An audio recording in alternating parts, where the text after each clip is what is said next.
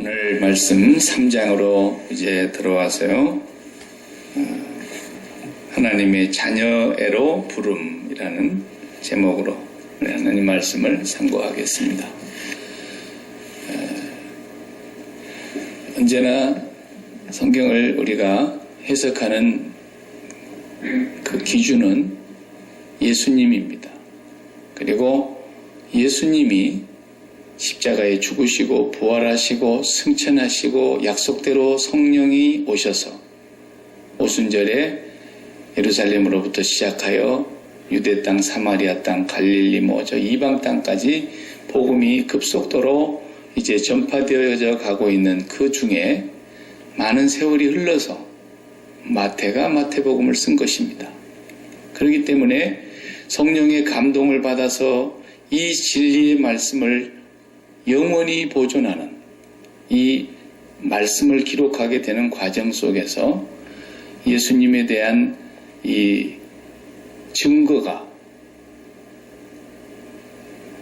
예수님 따라다니면서 쓴 것하고 오랜 뒤에 성령의 감동으로 이 모든 과정을 마태가 다 경험하고 눈으로 보고 그런 뒤에 쓴 것하고는 너무 다른 거예요. 예수님 따라다니면서 썼다 그러면 이 내용이 그냥 하나의 역사적인 서술만 되고 마는 거예요. 예수님이 어느 날 이런 일이 있었다. 예수님이 어떤 날 이런 일을 하셨다. 따라다니면서 옆에서 서기관이 이렇게 역사 기록하듯이 그렇게 한 것이 아니에요. 예수님은 이미 이 땅에서 승천하여 가셔버렸어요. 눈에 보이지 않아요, 이제. 다시 오실 때까지 예수님은 눈에 보이지 않는 아버지의 나라로 가셔버렸고 성령이 오셔서 이제는 이 제자들이 전해준 얘기만 들어야 돼요. 성령의 능력으로 말씀을 전하는, 또 성령의 능력으로 말씀을 기록하고 있는. 그렇기 때문에 이 말씀을 기록한 내용은 벌써 예수님에 대한 소개를 어떻게 해야 되겠다고 하는 그 마음속에 다 준비가 있었던 거예요. 3장에서 예수님을 또 소개를 하는데 이제 예수님이 30세 동안에 예수님의 육신의 어머니와 또 아버지 요셉의 행적은 별로 나오질 않으니까 모르겠지만 어쨌든 그 부모님과 함께 어린 시절을 보내왔다는 건 확실해요. 그런데 그 30년의 세계를 누가복음에서 잠깐 12살 때 성전 올라간 얘기 빼놓고는 하나도 없어요. 그리고 바로 30세쯤 되셔서 공생애를 시작하신 것부터서 성경은 그냥 설명이 들어가는 거예요. 왜냐하면 공생애가 가장 중요한 것이기 때문에 그래요. 이 세상에 오신 것은 분명하고 이 세상에서 30세쯤 사셨던 것도 확실하지만 이제 하나님의 거룩한 나라의 사역을 시작하신 그 시점이 굉장히 중요한 겁니다. 이건 뭘 얘기하는 거냐? 예수님이 왜 오셨느냐? 도대체 그 예수님이 누구냐? 이런 것들을 이제는 분명하게 증거를 해야 될 기록이기 때문에 3장에서 예수님을 이제 등장시키는 그 내용이 나오게 됩니다. 예수님 출생의 과정에서 잠깐 소개가 되고는 30년을 띄워버린 거예요, 지금. 그리고 예수님이 30세쯤 됐다고 하는 얘기도 누가복음에서 나오니까 우리가 알게 된 것이죠. 그래서 30년을 건너뛰어서 이제 예수님이 등장하는데 그 등장하는 바로 앞에 세례 요한이 먼저 나타나는 거예요. 이사야 40장 3절에 세례 요한에 대한 소개가 있어요. 광야에서 외치는 자의 소리라 그랬어요. 세례 요한이 광야의 소리요, 소리. 외치는 자의 소리. 그 이사야 40장 3절에 이제 주의 길을 준비하라는 거예요. 주님이 오신다라는 거예요. 그 주님이 오시는 길을 곧게 하라. 주님 맞이할 준비하라. 하나님의 나라가 가까이 왔다. 이렇게 세례 요한이 얘기하잖아요. 하나님의 나라를 얘기하는 거예요. 그러니까 예수님의 사역은 하나님의 나라를 가지고 온 것이구나. 하나님의 나라가 가까이 왔다. 그랬잖아요. 하나님의 나라를 소개하려고 오신 거예요. 땅의 나라를 소개하려고 오신 게 아니잖아요. 땅의 나라는 소개할 필요도 없어요. 자기들이 살고 있는 땅의 나라는.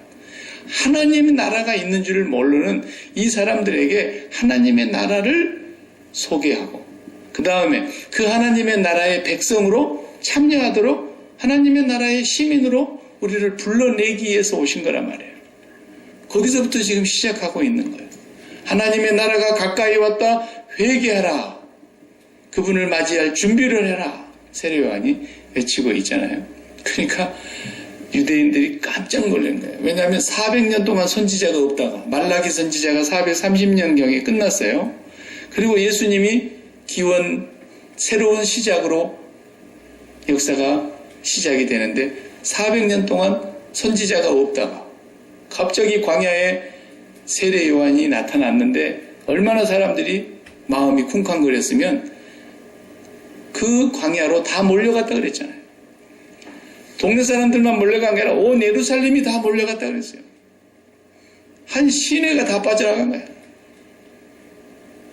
왜? 메시아가 온 거 아닌가? 기다리고 기다리던 메시아가 도래한 게 아닌가? 너무나 그 사람들 흥분해가지고 간 거예요. 종교 지도자들도 따라가 본 거예요. 왜냐하면 막 온 시내가 다 빠져나가는데 자기들도 이거 정말 뭔가 온 거 아닌가 하고 가보았어요. 가보니까 사람들이 요단강에서 회개의 세례를 받고 세례 요한에게 회개의 세례를 받는 많은 사람들이. 그러니까 이제 종교 지도자들 가운데 오늘 본문에 나옵니다만 바리새인, 사두개인. 사두개인들은 천국을 안 믿는 사람들이죠. 부활도 안 믿는 사람들이에요. 천국도 안 믿으니까 지옥도 안 믿는 사람들이에요. 그냥 이 세상에 하나님이 이제 새 나라를 만들어줄 것만 믿고 있는 사람들이에요. 이 사람들. 그런데 이 사람들이 나오니까 세례 요한이 하는 말이 얼마나 거의 독설의 수준에 가깝잖아요. 오늘 7절 한번 보실래요? 뭐라 그래요? 요한이 뭐라 그랬어요? 많은 바리새인들과 사두개인들이 세례 베푸는 대로 오는 것을 보고 많은 바리새인이 왔어요. 많은 사두개인들이 왔어요. 종교 지도자들이 다 몰려오는 거예요, 지금. 그걸 보고서 뭐라 그래요? 이르되 독사의 자식들아. 요즘식으로 해볼까요? 목사들이 막 몰려가는 거예요. 장로들도 막 몰려가고 권사들도 막 몰려가고 집사는 한 사람도 안 갔네. 오늘 여기 보니까 다 권사까지 모았으니까. 집사님 계시네? 네. 안수 집사님. 다 몰려간 거예요. 근데 거기다 대놓고 목사 놈들아, 독사의 자식들아 이러는 거야. 아이고. 여러분들 보고 지금 제가 세례 요한의 입장에서 한번 해볼까요? 이 독사의 자식들아. 이게 들을 소리입니까? 이 사람들이. 그냥 성경에 이렇게 한 줄로 쓰져 있으니까 그러죠. 돌에 안 맞는 것이 다행입니다. 세례 요한도. 예수님도 돌로 쳐버리려고 하는 마당인데. 근데 누가 너희들 보고 하나님의 임박한 진노를 피하라 그러더냐. 너희들은 하나님의 진노를 피할 수 없는 사람들이다. 9절에 또 계속 읽어봐요.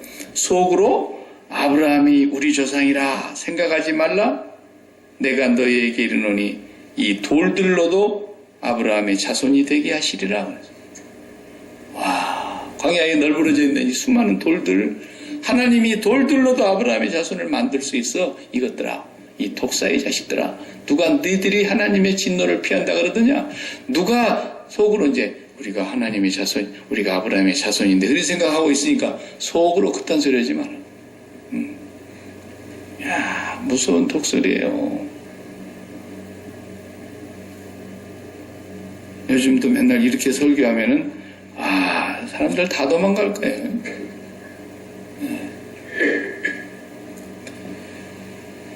당대에 제일 잘 믿는다고 하는 사람들을 대놓고 독사의 자식들이라 그랬으니까 뭐 잘 못 믿는 사람들한테 대놓고는 말할 것도 없어요.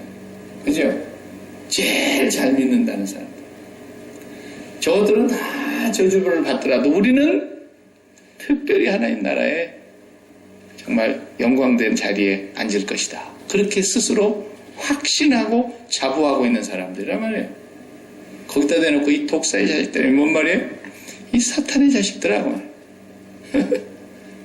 독사의 자식이 사탄의 자식이 아닙니까? 성경에 뱀의 자식이라고 뱀을 형상화해서 이제 에덴 동산에 사탄이 등장하지 않습니까? 에덴 동산으로 거슬러 올라가 보면 인류는 그 선악과를 따먹은 이후로 다 사탄의 자식이에요. 본디 다 사탄의 자식이 되고 말았지 않습니까? 그런데 바리새인들은 그렇게 생각하지 않았다는 거예요. 자기들만큼은 예외로 생각했어요. 그래서 헬라 말이 파리사이오스, 이 파리사이오스라는 바리새인이라는 번역된 이 단어는 뭐예요? 거룩하다고 하는 거예요. 구별된다고 하는 거예요. 자기들이 특별한 무리라는 거예요. 똑같은 사람이 아니라는 거예요. 지금 하나님 앞에서 그 정도로 자부심과 긍지가 있었던 사람들. 근데 독사의 자식들이라고 이렇게 말씀하고 있습니다. 자, 그러면은 이제 우리가 오늘 3장에서 놓치지 말아야 될 게 뭐냐 하면 누가 하나님의 자녀냐는 거예요. 얘들이 독사의 자식이면 누가 하나님의 자녀라는 거예요. 누가? 예수님 오자마자 이거부터서 분명하게 해야 된다는 겁니다. 아니, 지가 하나님의 자식도 아니면서 나가 하나님의 자식이다 이렇게 생각하고 있는 확신에 빠져 있는 사람은 이건 참 고치기가 어려운 사람입니다. 그렇잖아요. 나는 독사의 자식입니다. 나는 사탄의 자식입니다. 나는 하나님의 진노를 피할 길이 없습니다. 이런 사람은 가능성이 있는 거예요. 왜냐하면 지금 고칠 수 있는 길로 왔으니까. 근데 지금 자기가 병들어서 곧 죽게 생겼는데 나는 건강해. 나는 아무렇지도 않아. 이런 사람은 근데 길이 없는 거죠, 그냥. 그래서 갑자기 어떤 사람 죽는 사람들 있지 않습니까? 건강하게 보인 사람이 갑자기 그냥 심장마비로 일으켜서 죽는다든지 아니면 어제까지 그냥 멀쩡하게 잘 지냈던 사람인데 밤사이에 그냥 어떻게 된 사람이잖아요. 이거 얼마나 어렵습니까? 이런 거 어떻게 할 길이 없어요. 하나님의 자녀도 아니면서 내가 하나님의 자녀다 이렇게 바리새인들처럼 생각하고 있는 사람들, 사두개인처럼 생각하고 있는 사람, 이 사람들은 구제 불가능해요. 제일 무서운 게 뭐예요? 잘못된 확신입니다. 그것도 절대 확신. 나 어제 절대 확신에 들어갈 뻔했어요. 어제는. 여기 비 오는 날 비 맞아가면서 우리 장로님이랑 이 집사님들 얼마나 수고해갖고 천막을 찾았는데 화요일 아침 새벽 예배 와서 딱 보니까 흔적도 없이 사라져버렸어. 나는 그래서 세상에 이런 도둑이 있을 수 있을까? 홈리스가 거듭한 줄 알았어요. 그 집보다도 훌륭한 집이 없잖아요. 그래서 홈리스가 정말 우리가 이번에 토요일날 쓸 것보다도 홈리스가 다 절박해서 하나님이 그냥 거듭하게 놔두셨나 보다. 난 그랬어요. 그 잠시만이라도 내가 절대 확신에 그렇게 들어갈 뻔했다니까요. 근데 이제 나중에 알고 보니까 우리 박 장로님이 깨끗이 걷어가지고 잘 모아놔가지고 내가 그 잘못된 확신에서 금방 빠져나온 거야. 그런 거 있단 말이죠. 이야, 그 사람 정말 천하에 몹쓸 사람이라는 그 감정적인 확신 있잖아요. 정말 세상에 저런 못된 사람이 있는가라는 자기만의 확신을 갖고 있는 사람이 있는데 알고 보니까 그 사람이 그런 사람이 아니었을 수 있다 이 말이에요. 근데 더 무서운 것은 나는 하나님의 자녀야. 근데 이 사람이 그대로 놔두면 하나님의 저주를 피할 수 없는 사람이란 말이에요. 2000년 전에만 그런 게 아니에요. 지금도 교회 안에 그런 사람이 있는 거예요. 마태가 지금 유대인들 보고 쓴 얘기예요. 유대인들 읽어보라. 유대인들에게 예수님 증거하려고. 하나님의 백성 아브라함의 자손 선택받은 선민이라고 절대 확신에 들어있는 그 사람들을 보고 읽어보라는 거예요. 너희들 다 하나님의 진노와 저주를 피할 길이 없는 사람들이다. 오늘날도 교회 안에 다니면서 나는 하나님의 자녀야. 하나님의 자녀. 목사들이 제일 사기를 많이 치는 겁니다. 어떤 면에서 사기를 치는지 아세요? 한 번 구원받은 사람 영원히 구원받습니다. 한 번 구원받은 사람은 절대 그 구원에서 이탈되지 않으니까 여러분은 천국 갈 자격만 갖고 있고 지옥 갈 자격을 아주 잃어버린 사람입니다. 오늘 밤에 죽으면 당신 하나님 나라에 갈 줄로 믿습니까? 그럼 막 아멘. 이게 사기치는 겁니다. 최고의 사기가 그겁니다. 그래서 함부로 선생 되지 말라. 선생된 너희가 더 큰 심판받을 줄 알라. 야고보 사도를 통해서 말씀하셨던 겁니다. 전투폭발 훈련 받으러 가면, 저도 그거 가봤는데, 전투폭발 훈련 받으러 가면 두 가지 질문으로 처음에 도입을 하게 돼 있어요. 첫 번째 질문이 뭐냐면, 이제 만나는 사람에게 전도를 해야 되겠는데 복음을 전할 수 있는 어떤 도입 단계가 있어야 되잖아요. 컨택점이 있어야 되니까. 근데 갑자기 당신 오늘 밤 죽으면, 그러면 기분 나쁘잖아요. 그러니까 살살 이렇게 사탕을 발라가지고, 선생님 뭐 절대로 그러실 리도 없지만, 절대로 그러실 리가 없지만, 그러면서 그러나 만약에 오늘 밤에 내가 잠자리에 들었는데 내일 아침에 내가 눈을 뜨지 못하는 상황이 된다면 선생님은 어디에서 눈을 뜰 것으로 확신하십니까? 이런단 말이에요. 이렇게 첫 번째 질문을 해보라는 거예요. 그러면 이 사람이 글쎄요, 생각을 못 해봐서 내가 갑자기 받은 질문이라 어떻게 대답을 할지 모르겠는데, 이렇게 나온 사람도 있고, 나는 천국에서 눈을 뜰 걸로 확신합니다, 이렇게 대답하는 사람도 있고, 잘 모르겠는데요, 이런 사람도 있고, 뭐 각양각색의 대답을 할 거라는 거예요. 그런데 이제 잘 모르겠습니다 이렇게 말하는 사람에게는 어떻게 두 번째 질문으로 들어갈 것이냐 하는 것과, 나는 천국에서 눈을 뜰 줄로 확신합니다 라고 대답하는 사람에게 두 번째 질문을 어떻게 던질 건가, 이게 다 이제 거기서부터 또 질문이 달라져요. 근데 잘 모르겠는데요, 이런 사람에게 두 번째 질문이 뭐냐 하면,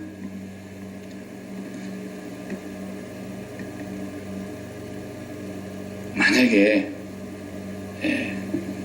돌아가셨다면 천국과 지옥이 있는데 선생님께서는 어디에 가실 것이라고 생각이 됩니까? 이렇게 물어보라는 거예요. 그러면 이제 또 그 사람이 지옥은 가기가 싫어가지고, 그래도요, 제가 아주 나쁜 사람은 아니거든요, 뭐 이러면서 이제 자기 변명을 막 늘어놓기 시작하면서, 그래도 자기가 뭐 조금씩은 착한 일을 했고, 불쌍한 사람 보면 내가 그냥 지나치지 않았고, 뭐 이런 얘기를 막 늘어놓는 거예요. 자기 공로를 한참 얘기하겠죠. 그러면서 저는 그래도 천국에서 눈을 뜨지 않을까 생각이 된다, 이런 얘기를 하는 거예요. 근데 이제 구원의 확신을 가지라는 얘기를 많이 하는데, 그것도 사실은 틀린 얘기입니다. 구원을 확신하시기 바랍니다. 당신은 이제 구원을 분명히 받았으니 천국에서 눈을 뜰 줄로 확신하시기 바랍니다. 아주 그냥 침이 튀도록 확신을 가지라고 그러는데, 구원의 확신을 아무리 가져도 구원 못 받습니다. 구원의 확신을 더블로 가지고 트리플로 가지고 10번을 구원, 아니 100번을 나는 구원을 확신합니다. 그래도 그 사람 구원 받았다고 할 수가 없어요. 성경을 보면 그렇게 나와 있는데요. 아무리 목사들이 뭐 하나님의 부흥사가 와고 구원을 확신하시기 바랍니다. 그래도요, 구원을 확신한다고 해서 구원받는 게 아니라는 걸 아셔야 돼요. 이제 우리가 좀 그런 얘기를 분별할 줄 알아야 됩니다. 왜냐하면 목사가 제일 사기를 많이 치거든요. 본의 아니게 사기를 치는 거예요. 본의 아니게. 자기도 모르는 소리를 하고 있으니까. 구원을 확신하는 것으로 따지자면은 최고로 확신을 가진 사람이 누구라고요? 유대인. 아브라함의 자손이래, 쟤들이. 우리 주장은 아브라함이야. 마태복음 8장 39절에도 그랬어요. 우리의 아버지는 아브라함이야. 그랬어요. 예수님께서. 그래? 나도 그건 알아. 너희들이 아브라함의 자손이란 거. 그러면은 아브라함의 자손이면 아브라함의 자손답게 행세를 해야지. 왜 나를 죽이려고 그래? 내가 하나님께로부터 진리의 말씀을 너희들에게 전해주는데 아브라함은 그렇게 행세를 하지 않았어. 너희들은 근데 왜 나를 돌로 치려고 그러느냐? 너희들은 왜 나를 이렇게 미워하고 믿지를 않느냐? 그러면 그것 보니 너희 애비는 마귀야 이랬잖아요. 너희는 마귀에게서 났나니? 그랬다고. 예수님도 그러시잖아요. 구원의 확신으로 말할 것 같으면 아브라함의 자손이라고 믿고 있는 유대인보다도 더 확신 가진 사람이 있으면 나와보라 그래. 우리도 확신을 갖고 있긴 합니다만은 유대인의 확신에 비하면 우리는 못 따라가요, 그 사람들. 지금 저 이스라엘 땅에 살고 있는, 그리고 이 미국 땅에 전 세계에 흩어져 있는 진짜 유대인들이, 주이시들이 갖고 있는 자기들만이 구원받을 수 있는 하나님의 자손, 아브라함의 백성이라고 하는 것에 대한 확신은 우리보다 훨씬 강합니다. 근데 구원 받았어요, 못 받았어요? 못 받았잖아요. 근데 뭐 구원의 확신을 가지라고 그딴 소리 합니까? 구원의 확신을. 안 되는 거예요. 그런 소리는 아무리 해도 안 되는 거예요. 그것은 자기를 세뇌시키는 거예요. 김일성이 주체 사상을 가지고 유치원 때부터도 세뇌를 시키니까. 얼마나 기독교를 말살하기 위해서요. 유치원 아이들에게 자 기도하자. 하늘에 계신 하나님 우리에게 일용할 양식을 주세요. 그리고 기도하고 나서 예수님의 이름으로 기도합니다. 아멘. 그러니까 아무것도 없는 거예요. 책상에. 유치원에서 그렇게 가르치는 거예요. 북한에서. 왜 김일성에도 교회를 다녔거든요. 그 외삼촌이 목사예요. 예? 그러니까 그 유치원에서부터 배웠던 그거지. 나는 델터이다. 이게 북한에서 나오는 유치원 노래입니다. 목사님이 델터이다. 혼자서 딱 나가서 그러면 한 걸음 나가가지고 딱 하면은 또 그렇게 앉아있는 친구들이 옳다 네가 목사님이 될 것이다. 여기 유치원에서 가르쳐준 노래예요. 북한에서부터서. 근데 그걸 어떻게 바꿨습니까? 김일성이가.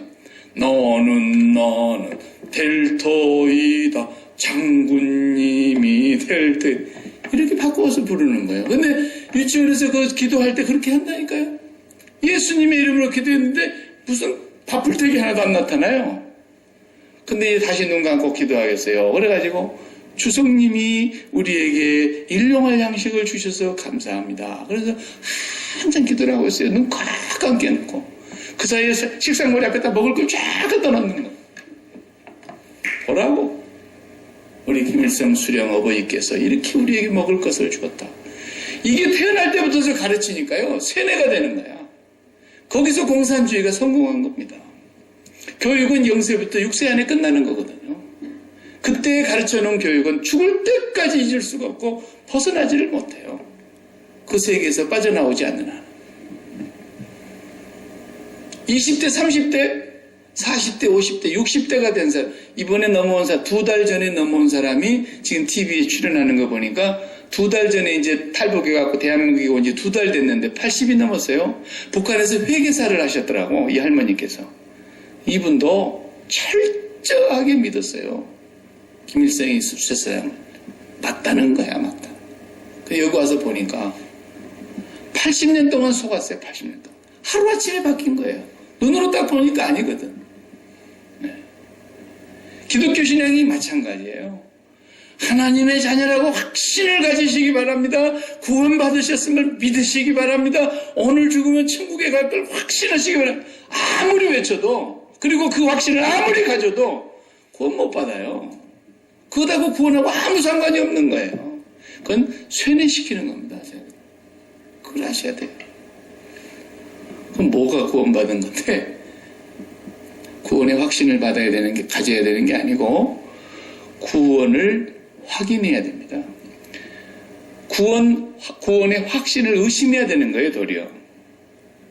구원의 확신을 의심해야 돼요. 내가 정말 이 구원의 확신을 갖고 있는 게 진짜냐? 이걸 의심해 봐야 돼요. 그리고 구원을 확인해야 돼요. 구원. 그게 뭐냐? 하나님 아버지가 얼만큼 나에게 현실로 느껴지느냐는 거예요. 눈에 보이지 않잖아요, 하나님은. 하나님 나라 우리 손에 안 잡히잖아요.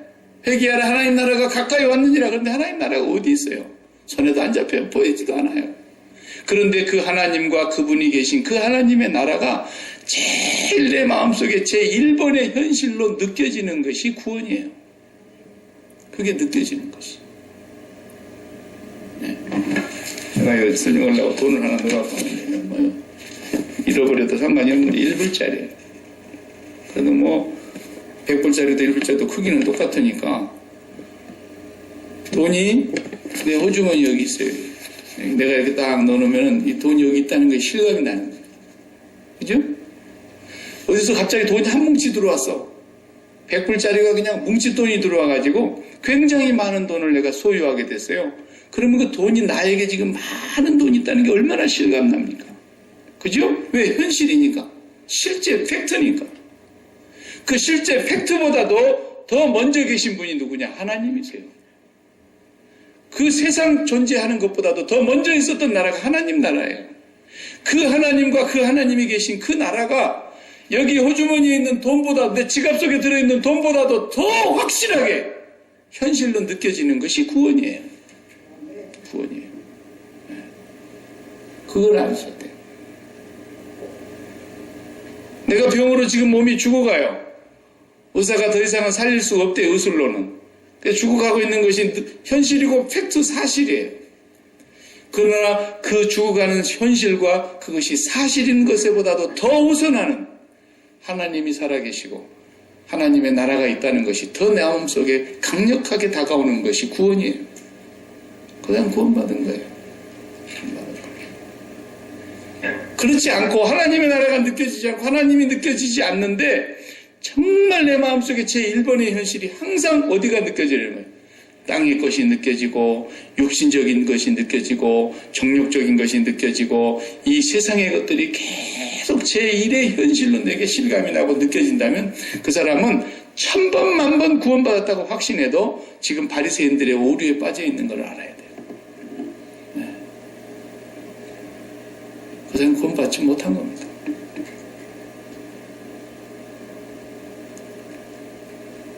바리새인들만큼이나 자기가 구원받은 하나님의 자녀요, 하나님의 거룩한 선민이라고 하는 자부심이 확실한 사람은 세상에 없어요. 그래도 그 유대인 전체가 다 구원 못 받았어요. 예수 믿기 전까지. 예수를 믿으면 이 세상에 내가 발을 붙이고 있고 육신을 갖고 있는 몸이지만 비록 내 제1번의 현실로 느껴지는 것은 내 자식이 지금 죽어가요.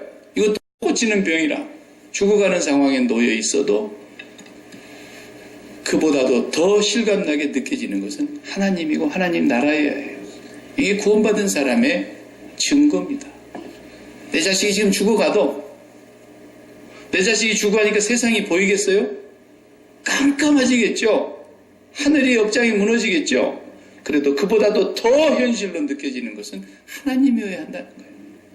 하나님이 이 아이가 죽어가는 것을 하나님이 보고 계시고 이제 이 하나님께서 이 아이를 불러가시려고 준비하고 계신다는 그 하나님이 더 실감나게 느껴져야 한다 이 말이에요. 그 사람 구원받은 사람이에요. 분명한 거예요. 그것이 구원입니다. 그것이. 예수를 믿고 나면 그런 확신이 거기서부터 시작이 됩니다.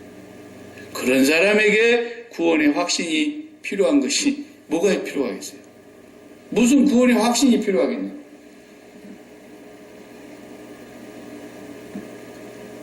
우리가 매 주마다 예배 드릴 때 신앙 고백합니다. 그죠? 전능하사 천지를 만드신 하나님 아버지를 내가 믿사오며. 자, 우리 집에는 애가 온유 하나 있는데 온유가 매일 아침 일어나자마자 우리 안방에 찾아와가지고 나는 아버지 당신이 나의 친아버지인 것을 확실히 믿습니다. 예? 그런데 그래? 그리고 첫날은 웃어 넘겼어요. 두 번째 날 봐서 또 그러는 거예요. 문을 딱 열어놓고 아버지 내가 깊이 생각해 보니까 아빠가 진짜 나의 아빠인 것을 내가 분명히 믿습니다. 병원에 데려가 봐야 됩니다. 그렇게 확신을 하든 안 하든 그렇게 시인하지 않더나 내 실감 나잖아요. 와서 그렇게 얘기하는 게 웃기는 거 아니에요? 그래서 사도신경을 주일 예배 시간에 빼버리자는 사람들도 있는 거예요. 그래서 그걸 왜 맨날 하고 있냐는 거예요. 매주마다 왜 그걸 하고 있냐는 거예요. 한편 일리는 있어요. 일리는 있지만 예배는 자기 혼자 드리는 것이 아니라 전체 우리 공동체가 모여서 하나님 앞에 고백하는 것이기 때문에 입으로 시인하는 그것이 예배의 순서에다가 이렇게 넣어놓은 거죠. 마음으로 믿어 의에 이르고 입으로 시인하여 구원에 이르니라 하는 그 말씀에 입각해서 그저 신앙 고백을 다 함께 한 아버지 아래 한 자녀라는 것을 우리가 시인하고 고백하죠. 그러나 예배 시간에 신앙 고백을 안 했다고 해서 예배가 잘못된 것도 아니고 안 한다고 해서 이단도 아니고 그건 문제 삼을 일이 전혀 안 돼요. 할 수도 있고 안 할 수도 있어요. 우리 애가 와가지고 맨날 또 갑자기 또 캐나다에 있던 녀석이 오더니 오자마자 인사말 하는 말이 나는 캐나다에서 있는 동안 내내 생각해보니 아버지가 진짜 내 아빠라는 것을 나는 확신합니다. 걔도 병원에 데려가 봐야 된다니까요. 그 안에도 아버지가 확신한 거예요. 그만큼이나 우리가 보이지 아니하시는 하나님인데 시인하지 않는 것 같아도 내가 제1번의 현실로 느껴지는 거예요. 하나님 아버지가. 눈만 뜨면 하나님 아버지가 느껴지는 거예요. 안 보이는데 어떤 현실과 어떤 팩트보다도 더 우선하는 하나님 아버지. 그것이 매일 내 마음속에 느껴지고 살아가는 사람이 무슨 다른 확신이 필요하겠어요. 이것이 바로 구원입니다. 구원. 내 지갑에 있는 돈을 실감하는 것보다도 더 하나님이 실감되는 거예요. 그것을 우리가 구원이라고 하는 것이지 그런 것을 실감을 못하면서 맨날 구원에 확신을 가지세요. 그러니까 세뇌돼가지고 구원 못 받았다 그러면 큰일 날 것 같으니까 하고 내가 교회 다닌 지가 몇 년인데 지금 내가 구원을 못 받았다 그러면 너무나 애들 말로 속대 말로 쪽팔리니까 그래서 그냥 세뇌돼 버리는 거예요. 세뇌돼 버리는 도매금으로. 그러나 하나님을 실감하지 못하고 하나님이 느껴지지도 않는데 느껴지는 것이라고는 내 호주머니에 돈 들어오고 나가는 것이고 느껴지는 것이라고는 내 마음에 느끼는 세상의 정욕과 안목의 정욕과 이생의 자랑거리들과 이 세상에 마음을 붙여놓고 살아가는 이 모든 것들이 제1번으로 내가 날마다 느껴져서 눈만 뜨면 그게 생각나고 눈만 감아도 그게 생각나고 어디 가도 자나깨나 그것이 떨어지지 않고 내 마음을 붙어 다니는데 하나님은 느껴지지가 않아. 이런 사람을 보고 구원의 확신을 가지라고 하면 됩니까? 당신은 구원을 먼저 받아야 되겠군요. 구원을. 교회가 이걸 먼저 분명하게 해야 되는 거예요. 교회. 구원을 그냥 도매금으로 막 주는 거 이거 사기치는 겁니다. 세상에 사기는 돈이나 몇 푼 빼먹는 사기는 그건 큰 사기가 아닙니다. 천하를 주고도 바꿀 수 없는 이 생명이 진노의 심판을 피할 길이 없는 상태에 있는데 이 사람을 구원의 확신을 가지라고 하면 됩니까? 그게 사기 중에 최고의 사기고 가장 심판받을 사기죠. 그러니 선생님들 함부로 되지 말라는 거 아닙니까? 제일 무서운 심판받을 사람들이 하는 소리죠, 이게. 그래서 주님이 이제 하나님의 나라를 소개하고 계시면서 처음 공생애를 출발하는데 무엇으로 출발합니까? 세례받는 것을부터 시작합니다. 다 세례받는 자리에 주님이 또 나타나시는 거예요. 그 세례 요한이 요한복음에 보면 자세하게 나와서 이 과정을. 근데 이제 마태는 아주 생략했어요. 간단해요, 그냥. 아니, 당신에게 제가 세례를 받아야 되는데 저한테 세례를 받으러 오십니까? 요 말 한마디 되는 거예요, 세례 요한. 깜짝 놀란 거죠. 요한복음에 보면 그 길게 나와요. 왜? 이미 성령이 자기에게 말씀하셨기 때문에. 그래서 하나님을 어린 양이로다. 세상의 모든 죄를 지고 가는 하나님의 어린 양이로다. 요한복음에서는 소개하잖아요. 근데 이 마태복음은 그런 걸 다 빼고 있어요. 그냥 마태는 딱 선언하고 있는 거예요. 예수님의 공생애의 시작은 세례부터다. 그러면 뭐 예수님이 무슨 죄가 있어서 세례를 받습니까? 죄를 씻는 것이 세례인데 죄에 대하여서 심판을 받을 수밖에 없는 죄인들이 받아야 될 것이 세례인데 예수님이 왜 세례를 받냐는 거예요. 그러니까 세례 요한이 제가 당신에게 받아야 될 것인데 당신이 제게 옵니까? 그러니까 예수님 말하세요. 이제 허락하라. 이로써 우리가 하나님의 의를 이루는 것이다. 하나님의 의라는 말을 거기서 사용하고 있어요. 예수님이. 하나님의 의. 그게 뭐예요? 우리가 지금 하나님의 의를 입어야 구원 얻는 거 아니에요? 우리의 의로는 구원 얻을 수 없잖아요. 하나님의 의로만 구원을 얻어야 돼요. 하나님의 의를 이루는 것이다. 네가 이제 세례를 베풀어라. 하나님의 의를 이루는 것이다. 그것은 뭐예요? 예수님의 삶은 세례로부터 시작됐다고 하는 이 삶은 예수님이 이제 어떤 삶을 사시는 거예요? 하나님의 아들이시지만 이 땅에 오신 목적은 의인을 구원하러 온 것이 아니라 죄인을 불러 회개시켜서 구원하러 오셨기 때문에 예수님의 삶은 이제 죄인들을 구원하는 삶이라는 거예요. 그래서 우리와 예수님이 이제 동일시 되기 시작하는 거예요. 여기서부터서. 예수님이 십자가에 죽는 것을 이미 처음에서부터 먼저 시작하고 얘기하는 거예요. 세례가 뭡니까? 죽는 거라 그러잖아요. 요한복음 로마서 6장 6절에서 분명히 세례를 6장 3절에서 설명하고 있죠. 예수 그리스도와 함께 세례를 받는 것은 예수 그리스도와 함께 장례를 지내는 거라 그러죠. 6장 3절, 6장 6절, 6장 9절 쭉 보면은 세례를 설명하면서 예수 그리스도와 함께 너희가 죽었으면 예수 그리스도와 함께 다시 살 것이요. 예수 그리스도와 함께 세례를 받은 우리는 예수 그리스도와 함께 죽은 줄을 왜 알지 못하느냐? 계속 세례가 죽음을 얘기하는 거예요. 뭐에 대한 죽는 거예요? 옛사람에 대해 죽는 거고 허물과 죄로 죽은 우리의 심판받아 하나님의 진노를 피할 수 없는 우리가 죽는 거예요. 그 죽음이 세례인데 예수님은 죄 없으신 분이면서도 불구하고 그 세례를 받는 이유가 바로 그분의 죽으심이 나의 죽음이 됨으로써 우리가 하나님의 의를 힘입게 되기 때문에 이제 허락하라 이로써 하나님의 의를 이루게 될 것이다라는 거예요. 그래서 예수님은 세례 받으면서 이제 세상에 대해서 죽음에서부터서 출발하는 거예요. 하나님의 나라의 시작은 세상에 대해서 죽어서 시작되는 거예요. 어떤 사람은 죽어야 하나님 나라 간다는 것만 알고 있는 50점짜리예요. 이 세상에 있으면서 예수 그리스도와 함께 세례를 받아야 하나님의 나라가 그 사람에게서 시작이 되는 거예요. 바다가 어디서 시작돼요? 제가 항상 설명할 때 얘기했죠. 바다가 어디서부터 시작돼요? 육지가 끝나는 자리부터 시작이 되는 거예요. 그죠? 육지가 끝나는 데서부터서 바다가 시작이 되는 거죠. 그 분기점이에요. 거기. 하나님 나라가 어디서 시작이 돼요? 세상 나라가 끝나야 돼요. 이 세상에 대해서 죽어야 돼요. 그래야 하나님 나라가 시작이 되는 거예요. 그 죽음의 자리가 십자가이기 때문에 이 세상과 하나님 나라의 분기점의 경계선에는 항상 십자가가 있는 거예요. 그래서 이 십자가를 넘어서지 못하면 하나님 나라는 없어요. 절대로. 그래서 예수님이 세례로부터 시작하고 있는 겁니다. 지금.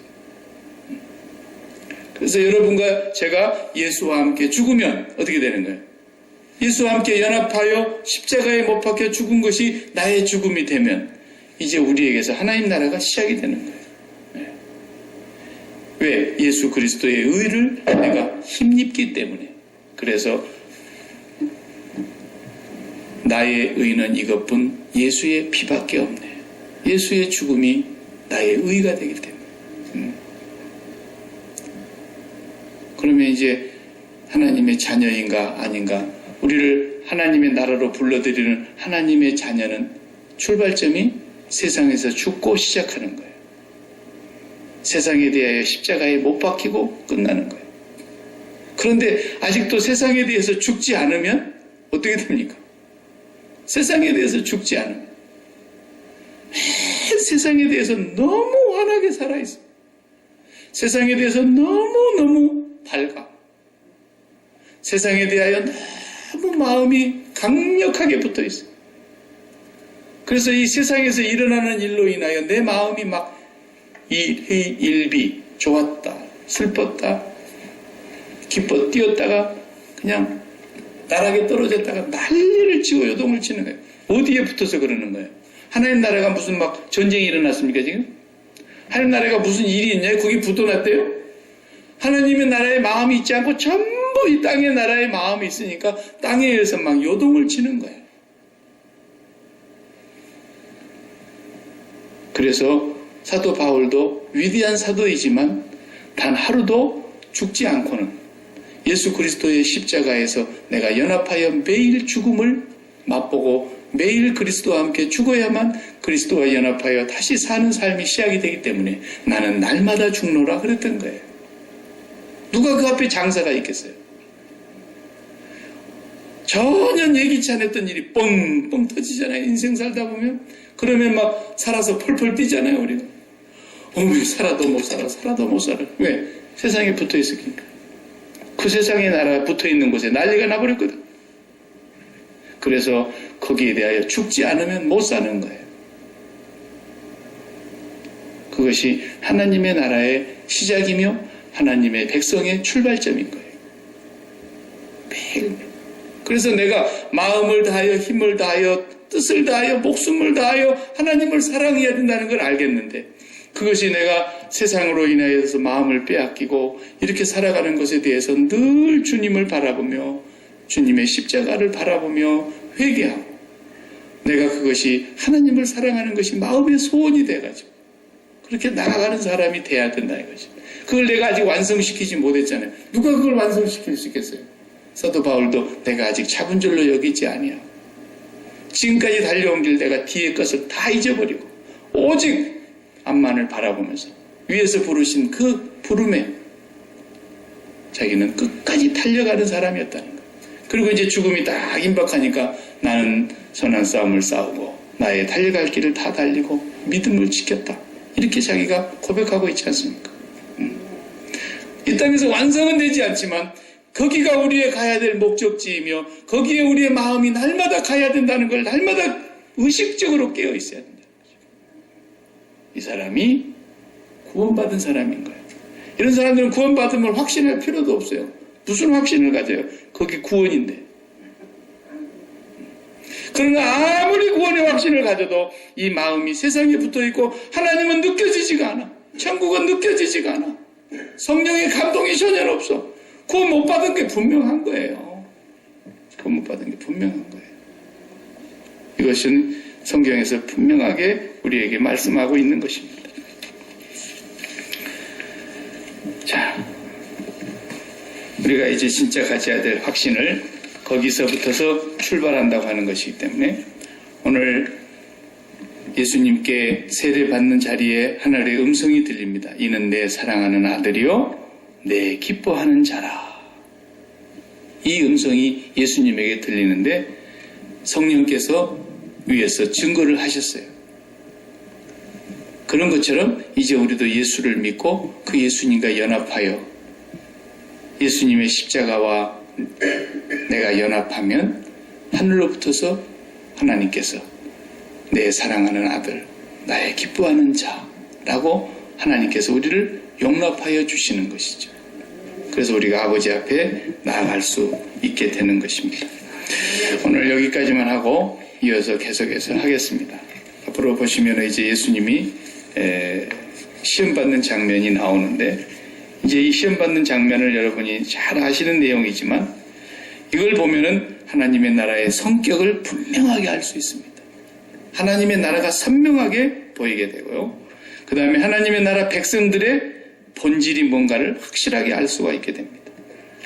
예수님이 오신 목적이 뭔가를 사도는 마태복음 3장에서부터서 선명하게 보여주고 있어요. 그리고 4장에서 더 분명하게 확실하게 예수님이 시험 받으신 장면을 통해서 보여주고 계시면서 우리가 하나님의 자녀됨과 하나님의 나라 백성 되는 것이 어떤 것인가를 자세하게 선포하고 있는 내용을 다음 주에 보겠습니다. 기도하십시다. 하나님 감사합니다. 유대인만큼이나 아니 바리새인들만큼이나 하나님의 자녀라고 하는 확신에 거하는 사람들이 없었을 것인데 주님은 너희는 너희 애비가 마귀고 너희는 마귀의 자식이라고 세례요한도 너희는 사탄의 자식이고 독사의 자식이라고 하나님의 진노를 피할 길이 없다고 선포하셨습니다. 하나님 오늘 우리가 이 말씀을 다시 한번 깊이 음미할 수 있게 해주시옵소서. 이 말씀 우리에게 적용해 볼 수 있게 하여 주시옵시고 내가 정말로 하나님의 자녀의 반열에서 하나님의 나라의 백성에서 살아가고 있는지 내 삶 속에 가장 우선하며 내 마음에 가장 현실로 느끼는 것이 무엇인지 날마다 우리 자신을 깊이 들여다볼 수 있도록 우리의 영안을 밝히 열어 주시옵소서. 예수님의 이름으로 기도합니다. 아멘.